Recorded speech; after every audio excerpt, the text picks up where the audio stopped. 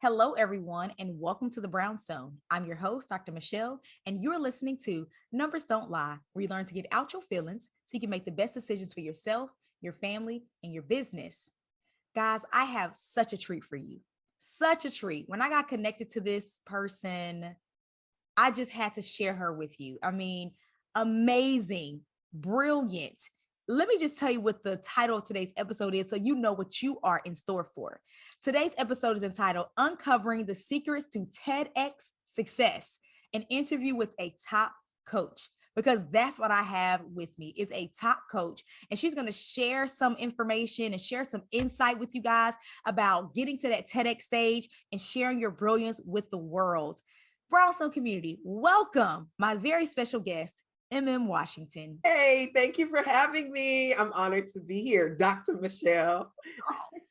I'm so glad you came so I can share you with my community because you are, in fact, thebomb.com.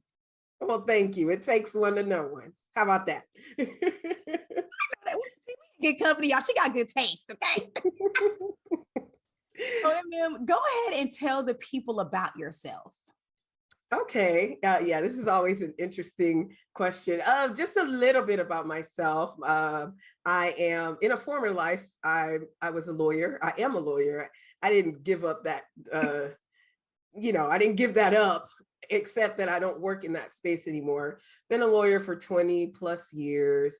And 3 years into that journey of practicing law, I just knew that this wasn't for me, but life, as you know, be lifing.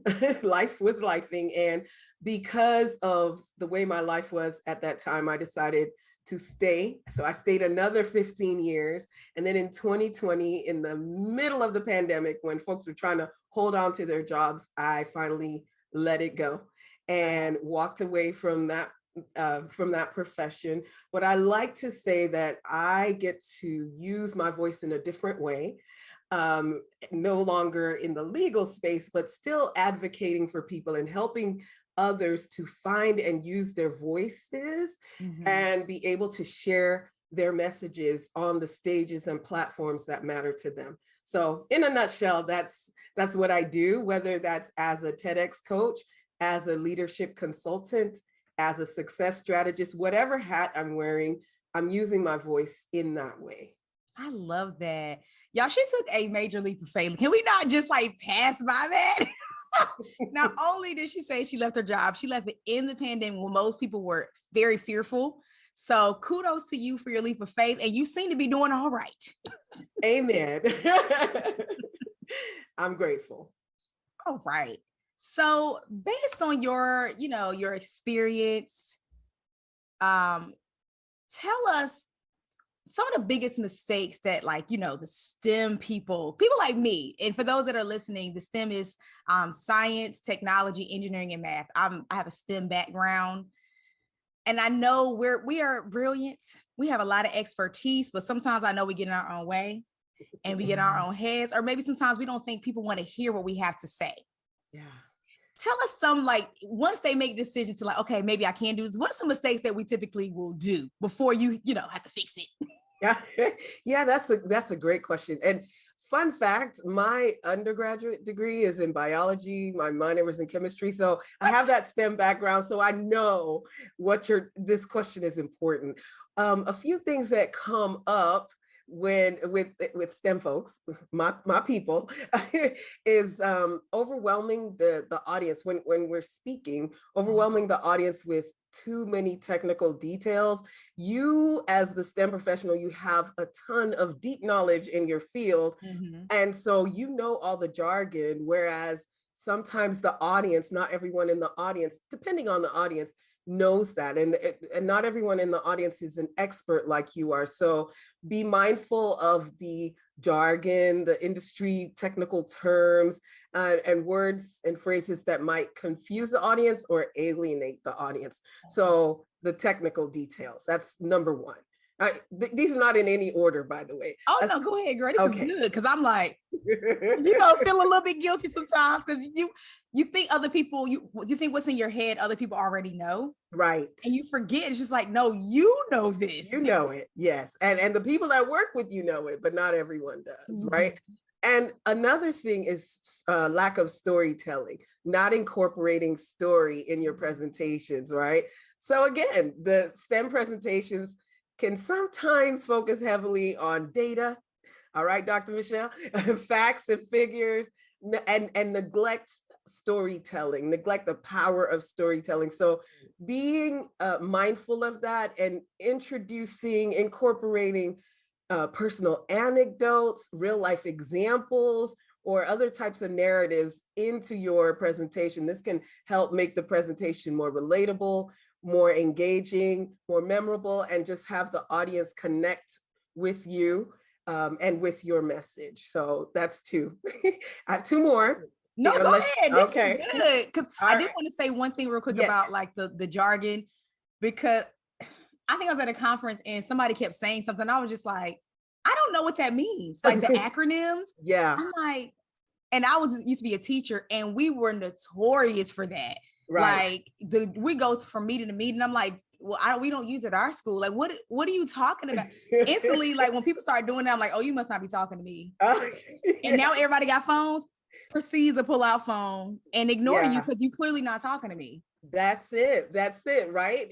And you pull out your phone, you're not thinking I'm going to pull out my phone and look this up all the time, because you only really, with a presentation, you can hook the audience in the first few seconds, less than a minute, really. And let's even say the first 2 minutes.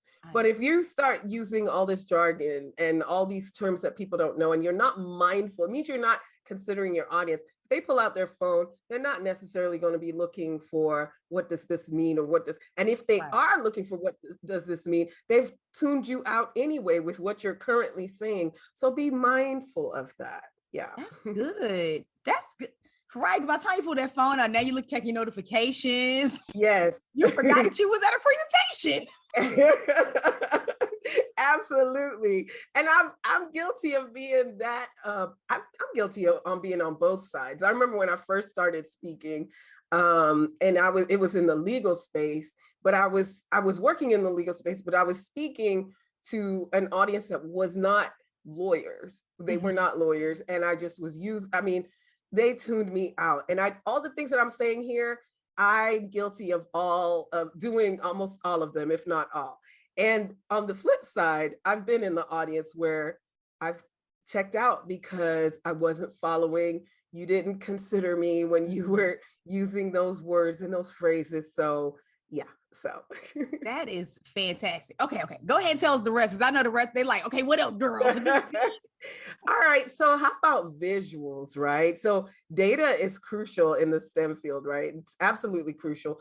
But relying only on the textual data or the numerical information without incorporating some sort of visual, that can feel like monotonous. It can feel overwhelming for the audience. And so, and I know you know this, I know you preach this and do this. So incorporating visuals such as charts, diagrams, graphs, whatever, some sort of visual to make the data just stand out, make it more accessible, understandable, and just visually appealing. So that's the third one. And then the last one is, it's kind of tied to what we just talked about in terms of engaging the audience. So STEM. She might have beat us up a little more, y'all. STEM presentations can sometimes feel one-sided, right? So where you're just simply talking at the audience without really carrying them along, without really actively engaging. So how can you engage the audience, right? If maybe ask a question and maybe listen for one or two answers. Or incorporate some sort of activity or some sort of discussion to involve the audience and make it less monotonous and more dynamic, more of an exchange, right? So those are the 4 things that I wanted to talk about in terms of STEM presentations and how to make them more engaging and connect with your audience. I did not know you could engage your audience. I really thought it was like you guys are the fourth wall. And you know what I mean? Like, I didn't know you could do that. Yeah, you're not the only one. But let me say this, especially since the the pandemic, since the world shut down. And then we went into Zoom mode where everything was virtual, and people really got overwhelmed with staring at a screen and listening. So organizers, event organizers, speakers, people started looking for, how can we make this more engaging? And now that the world is opened back up and people are having events in person, we're still in that space of how do we make this more engaging? So even in events where I'm speaking, oftentimes they'll ask, but even if they don't ask, I will say that here's how I'm going to carry the audience along. Here's how this is going to be an interactive. And they love that. They love interactive types of presentations because we have been just overwhelmed with information and meetings and just, yeah. So it's now, how can we do it in an interactive way? That is so good. Emem said a lot of good things, and I'm going to touch on them.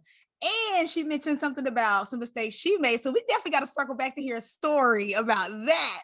You're listening to Numbers Don't Lie on KCCR The Brownstone. Make sure you follow us on brownstoneworldwide.com, where you can check out the marketplace and Brownstone Living magazine that you can subscribe to today for only $5.99. You could also advertise in it for all my business owners.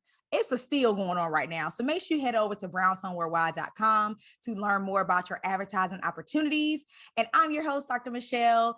I have a company called Mogul Beginnings Data Consulting, and you can follow me on social media. I like Instagram and Facebook a lot at Mogul Beginnings, MOGUL Beginnings. You can chop it up with me online, but I like to talk with guests that really understand the power of data and how to integrate it in their fields, because I don't want y'all to think it's just me.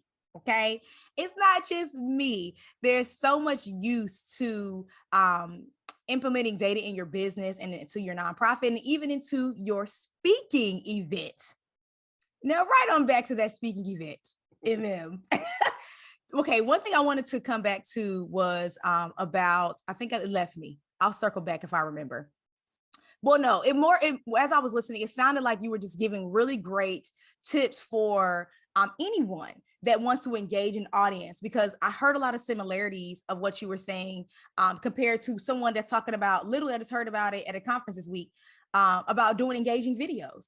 Like you said, in that first minute or two, you need to catch them. They literally said the same thing. Of course, it was like in the first couple seconds, you need to catch them, but it really is like pulling them in initially so they want to hear the rest of what you have to say. That's because right. We're just so used to people, like you said, talking at us and talking to us.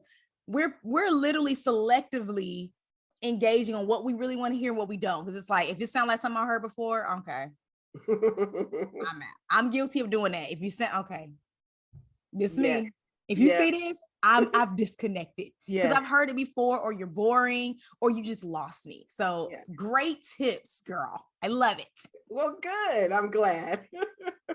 Okay. Now you mentioned you've made some mistakes before on the TEDx stage. Could you tell us a little more about your experience on TEDx, and maybe even like, how'd you get there in the first place? Oh yeah. So did I make mistakes? Absolutely. So I can say today that I'm a 2-time TEDx speaker, and I've been invited to give a third one. We'll see. We'll see how that goes. You go, girl. Right now, I'm focused on helping others get there. But I can say I'm a 2-time TEDx speaker. But before I became a 2-time TEDx speaker, before I spoke on the TEDx stage the first time, did I make mistakes? Absolutely. So let me go back. About 10 years ago, I heard my first TEDx talk. I'd heard of TED Talks, and somebody sent me this TEDx video, and I was like, what is TEDx? Well, TEDx is a form of a TED Talk. It's just given, TEDx Talks are given locally by people, license holders under the TED umbrella. So I listened to this TEDx talk, and I'm just at the end of it like, oh my goodness, how can I use my voice to impact somebody's life the way this man just did in his 18 minutes or less, wow. TEDx talk. And so I was like, okay, but I'm not this, I'm not that. And so I put that to the side, that dream to the side, and was like, well, because I'm not famous, all the things that I'm not is what I focused on. Wow. Fast forward several years later, actually 5 years later, I decided that, okay, let me go ahead and dust this TEDx dream off that I put on the shelf. Let me dust it off and let me go ahead and pursue this. And I applied, made all the mistakes, Dr. Michele, all of them. And so needless to say, and I applied to 3.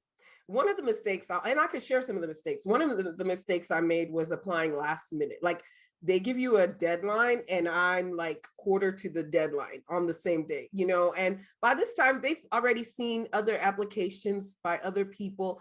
And so even if your talk was good, even if my talk was going to be good, if somebody else was speaking on the broader topic, the same broad topic that I was speaking on, let's say I was going to talk about resilience, even though my perspective might have been different from somebody else's, but they want to diversify their audience, right? And their talks, I should say. And so if somebody else has given a pitch on resilience, they're gonna be like, okay, we already have a resilience speaker, let's move on to something else. Wow. And so that was a mistake I made, and several other mistakes. So, but I applied again. So I applied again, and this time I applied across the pond in the UK, in England, and I got that yes. And it was a game changer, a life changer. It was the best experience. This was at the end of 2019, right before the coronavirus hit. And so, and it was just awesome. So yes, I am a TEDx speaker today, but I made all the mistakes. And even when I gave my first talk, I don't talk about this a lot, but when I gave my first talk, they want your talks to be 18 minutes or less. Okay. I went a little bit over. I went into the 19-minute mark, and really, that's a no-no. So I coach people now on all the mistakes that I made, and so they don't have to make those mistakes and just come out sharing their message on a platform that really is recognized all around the world, the TEDx stage, that red dot. So yeah, that's my answer to your question. I didn't know that you wanted to be. I can't remember the last time I sat through like a full TEDx. I feel like I've only seen I usually watch clips. Yeah. I didn't realize it was so short. Oh yeah, it's short. And a lot of people struggle with that, especially if people who've been keynote speakers and get to speak for 30 minutes, an hour, 45 minutes, it's short. It's 18 minutes or less. And again, since the pandemic, they've shrunk that, not officially, but TEDx organizers will be like, yeah, it's 18 minutes or less, but we really emphasize the less, the or less part. So can you do 14 minutes? Yeah, my second talk was under 14 minutes. Wow. Yeah. That's interesting. But I mean, that makes sense given the times we're in. Like, people's attention spans are not what it used to be. That's right. I was actually thinking the other day, I was like, I think it's about time we start conditioning people to sit for longer periods of time. Seriously, because I'm just like, everything can't be microwave. Like, you know what I'm saying? Right. Like, at some point, we have to be okay with sitting down, learning, digesting. Yeah. I don't know. Maybe it starts with these long movies again. That's the teacher and the data scientist in you. Honestly, I remember when they moved us to 90 minutes. Like, I went to school, we had 45-minute classes. Yeah. We didn't get them out. Perfect. Yeah. When I started teaching, they were 90 minutes. Yeah. I was like, what you want me to talk about for 90 minutes? And I hated it. I mean, it was long, but I'm like, I don't need that long. I hated it because it was like, I felt like I had to entertain these kids for 90 minutes. I'm like, okay, because I'm usually done in like 50. Right. What am I doing for 40 more minutes? That's my principal. I was like, can we ever? He was like, no. I was like, oh, okay. I guess I'm stuck with the 90-minute block. Well, see, and now you're saying we should condition ourselves to sit longer. So would you be interested in the 90-minute sit through? 90 minutes is a stretch for anything, honestly. Yeah. Like, I honestly, agree. 90 minutes alone, I agree. That's about it. I agree. No, I but agree. Like, 18 minutes is very short. I'm like, okay, I'm cool with 30, especially if it's good. Like, because you don't notice the time goes by when it's good. Yeah. And so that's actually the thing. I think the TED organization, whatever research they did, they just found, I don't know how they ended on 18 instead of 20 or 15, but that's where they ended. That's where they landed. And they just found that it's possible to get a point across in 18 minutes or less. And so I've seen a TEDx talk that was 5 minutes and I understood what he was saying. He made his point. It was it is a great TEDx talk. So yeah, how can we be more concise and still get our talks across? And that's why a lot of times you'll see, even at conferences or in other types of presentations, they might ask the speaker to give a TED style talk. And that's one of the things they're asking for. How can you condense it and still get your point across? Yeah. That's good. Cause we do like to ramble sometimes. Oh yeah. You people get that microphone, they don't know what to do with themselves. You've been behind the numbers for so long. It's like, okay, let me right, like I get to say something. Calm down, keep it short. Great. Okay, that makes sense. So I'm not gonna say I'm walking back what I'm saying, but I totally get like being able to make your point and do it concisely. That makes total sense. Yeah, exactly. So my next question, because I feel like you've been answering it, but I want to make sure my audience really understands. What is I don't want to say the value, but like, why should one pursue the TEDx stage out of all the stages they could speak on? Like, why this one?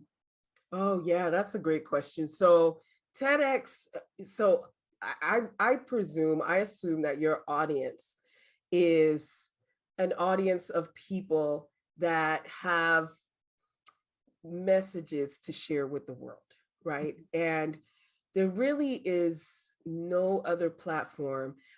First of all, I don't work for TED. I'm not affiliated with them in that way. I just love what they do and I listen to TEDx talks for fun and to learn. So, but there's really no other platform that gives you the kind of exposure and visibility that a TEDx stage does, whether that's in person, whether that's online. So speaking at a TEDx event, I like to say that even though the day after I gave my TEDx talk, or the day after my TEDx talk went live on their YouTube channel, I was the same person that I was the day before, but people treated and still do treat me differently and treat other TEDx speakers differently.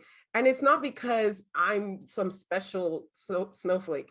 It really is that the power of the TEDx stage, the power of the TED, it's well respected all around the world, right? So it gives you that exposure, that visibility, that credibility that, okay, if a TEDx organizer saw fit to bring this person on their stage, then there must be something worth listening to. And I'll say, for example, with one of my clients, last year around this time, she applied to a TEDx event and they got almost 400 applications, and they narrowed it down to 30 people that they brought in for the second step, which was an interview. And out of the 30 people, they narrowed it down to 12. And she was one of the 12. So it's like they go through this rigorous process where they get lots of ideas that people want to share on their stage, but they can only pick so many each year. And so there's something to be said about that, right? So it gives you that credibility, that visibility, that it establishes you as a thought leader in your niche, in the area in which you speak. So yeah, so get a TEDx stage, folks. That's good. I don't think I ever really thought about it, because sometimes you just think a speaking engagement is a speaking engagement. And a speaking engagement, listen, wherever you speak, whatever audience you speak in front of, it's an honor, it's a privilege. People don't have to give you their ears, their time. So yes, it is. I'm just saying that the TEDx stage, for whatever reason, the world treats it a little bit differently. And so think of the most remote part of the world where they still have internet. Somebody in India, Africa, Asia, somewhere else other than India, Australia, any part of the world can listen to your talk not because they found you in your on your website or your social media, but because they found TED or TEDx. Yeah, so that's powerful. yeah. Mine is blown today. Okay. I know my audience is too. So my final question is, what advice do you have for people that want to get started with this? Like, what steps should they take? Yeah, I think there's several things that you could do, but I think the first step is coming up with your idea worth spreading. That's the tagline for TED and TEDx, ideas worth spreading. An idea worth spreading is something that you share that somebody listening in the audience hears and is like, oh my goodness, this is great. Let me go share with, my friend, my neighbor, my sister, my cousin. Same way that a friend of mine shared that first TEDx talk that I heard 10 years ago with me. So come up with your idea worth spreading. Now, for all the people who are already speaking on stages, this is not the opportunity to speak about what you're currently speaking on. This is not an opportunity to share that keynote that people love so much, because really they want fresh, new perspectives. So they're very territorial is maybe the word, but they want to hear fresh, new ideas, not something that, they can go and search and find already out there by somebody else or by you, right? So come up with, what is it that you want to share? And there's a whole process to doing that. People tend to think, oh, well, then I have nothing. No, you do. There's just a process in going through that. I bet you do. That's good. That makes sense. You want originality. Absolutely. I love that. So I think that was great, because it leads us right on to, like, how can people work with you? Because you clearly get people to the stage. Because if I'm not wrong, the people that have sought you out and put in the work and do what you said do have made it to that stage. Absolutely. Yes. So what's your success rate again? In counting. So far, my success rate is 100%. As you said, of people that put in the work and do. Now, that doesn't mean that that's 100% the first time you apply. Yeah, right. I can't say that. It didn't happen for me. Mm-hmm. But if you do the work and go through the process, yeah, so far, knock on wood, my success rate is 100%. I'm grateful. And let me say this, I have the most brilliant clients. Aww. I was talking to one on Friday, and I cannot wait for his talk to hit the world. And so I get to learn, as a coach, I get to learn a lot more from clients who share their brilliance. So how to work with me would just reach out to me. I typically have a masterclass or a 5-day challenge coming up soon. Depending on when you see this, there might be one coming up soon, but just reach out to me. I'm Emem Washington on all platforms, the EMEM, and I'll be happy to put you in the loop and let you know when I have something else planned. Or if you're just ready, you would just know that you're ready to work with me. You don't need to go through the masterclass or the 5-day challenge. Let me know. I'm happy to do that as well. Awesome. Well, thank you again for joining us. It has been a pleasure. I've learned something, and I'm like, okay, let me get my fresh idea. Oh, I know you've got plenty. It's all up there that the world needs to know. Yeah. So thank you for educating and just blessing our audience. Thank you guys for listening in. You've been listening to Numbers Don't Lie with me, Dr. Michele, on KCCR The Brownstone. Make sure you follow us on Facebook at Brownstone Worldwide, and check us out at brownstoneworldwide.com. You can follow me, Dr. Michele, on social media at Mogul Beginnings. That's MOGUL Beginnings, spelled the regular way.